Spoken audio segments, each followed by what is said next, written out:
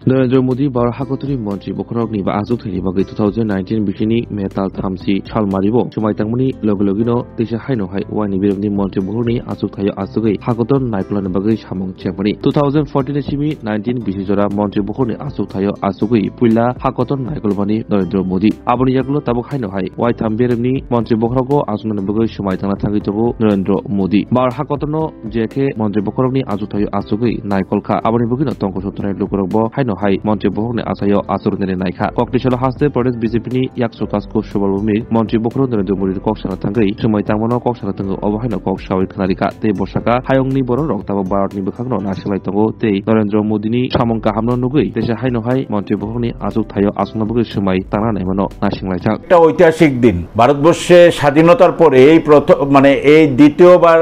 একজন প্রধানমন্ত্রীকে আমরা পেয়েছি যিনি তৃতীয়বারের মতো শপথ নিচ্ছেন এবং এটা নিশ্চিত ছিল সারা পৃথিবী তাকিয়ে আছে আজকে ভারতবর্ষের দিকে। আপনারা জানেন যে নরেন্দ্র মোদীজির গত 10 বছরের কাজের সারা দেশের মানুষ 140 কোটি মানুষ সর্বোচ্চ জনসংখ্যার দেশে যেভাবে জাতি ধর্ম বর্ণ ভাষাভাষী নির্বিশেষে সবাইকে একত্রিত করে দেশকে নেতৃত্ব দিয়েছে। সুতরাং আমরা আশা করি আগামী 5 বছরও বিজেপি নেতৃত্বে এনডিএ সরকার এই দেশের মানুষের জন্য দেশকে এগিয়ে নিয়ে যাওয়ার জন্য সারা পৃথিবীতে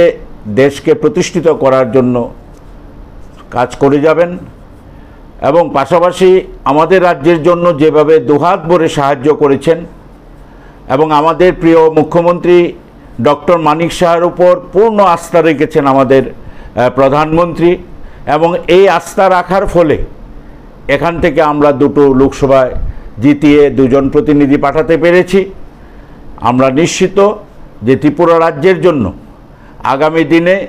কেন্দ্রে যে সরকার হচ্ছে আমাদের প্রিয় প্রধানমন্ত্রী এবং মুখ্যমন্ত্রীর নেতৃত্বে এই রাজ্যের উন্নয়নের যে যজ্ঞ চলছে সেটা আরও বেশি ত্বরান্বিত হবে।